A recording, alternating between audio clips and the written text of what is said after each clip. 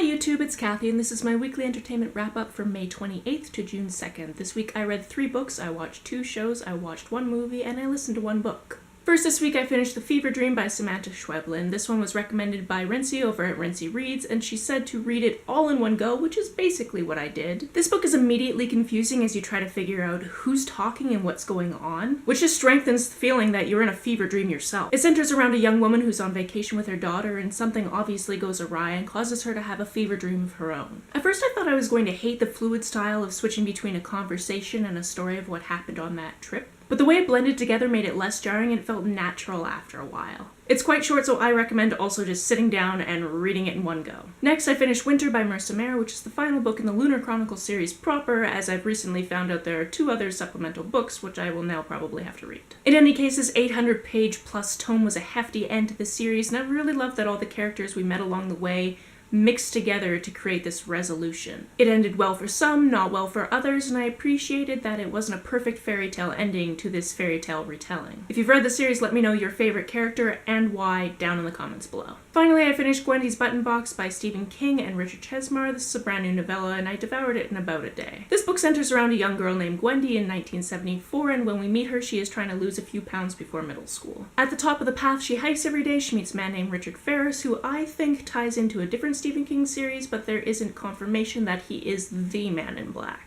Anyway, this man gives Gwendy a box that dispenses magical chocolate and silver coins, but also can cause destruction. As with many stories with King, an obsession grows, and considering I didn't want to put down the book until I figured out what happened with the box, I feel something in common with the titular character. Something tells me that the writers are not done with this story. This week we tried to start watching Game of Thrones from the beginning, but the HBO website was being a real jerk, so we had to settle on watching The Last Kingdom on Netflix. And wow, the first 2 episodes had some very predictable elements, and some of the worst writing ever. We should hump tonight. We are destined to hump. Romantic.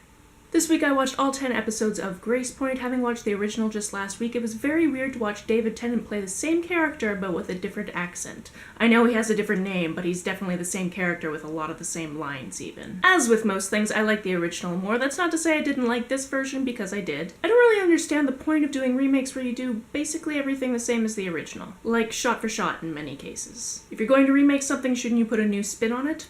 I don't know. Remakes are a weird concept, and visual mediums are full of them right now. Also, to be fair, they did change some things, like the addition of a character with PTSD and an unexplained psychosis, which made this feel very American. I'm not going to say if the killer is the same, though. Apparently the cast didn't even know who the killer was until the end of the shoot, so you will have to watch all the way through till episode 10. As predicted, I spent a lot of time giggling myself over the fact that this was shot in my city. The main street in Grace Point is the street that I take to one of the branches of the library at which I work. The coffee shop is 2 blocks from my house, as is the post office, which is actually a theater. This kid is actually the son of a person I've done theater with. I went to school with his brother. I have friends who worked as stand-ins or extras, and just the other day I stumbled upon another landmark that they used while shooting. I had a similar feeling after visiting Seattle and then watching The Killing and being like, hey, look at all of those places I've seen before. The movie I saw this week was Wonder Woman. Go see it. It's epic. One of the things I love about comic book movies is the stories have been told and retold and remade in the comics, so even with an origin story you don't know exactly which take they're going to have on it. There is a lot of history to draw from. I laughed, I wanted to learn to kick butt, and I want more. I was also in a music video this week for Wonder, a song by the Double Clicks that they wrote a few years ago about Wonder Woman, so check that out. I even made the thumbnail. I love this Portland-based duo, and if you love nerdy music, you will too. This week I listened to Within the Sanctuary of Wings by Marie Brennan, which is the 5th and final book in the Lady Trend memoir series. There is a dragon-shaped hole in my life now that I'm done this series, but for those of you who are reading it or are planning on reading it, I can tell you that this book takes quite a fantastic turn, and I loved it. 10 out of 10 would recommend this series. And in the interest of no spoilers, that's all I'm going to say. That's it for this week. Remakes. What do you think about them? Let me know down in the comments below. On the way down in the comments, if you hit that subscribe button, that would be very nice of you. You can like and share this as you see fit, and I will see you next time.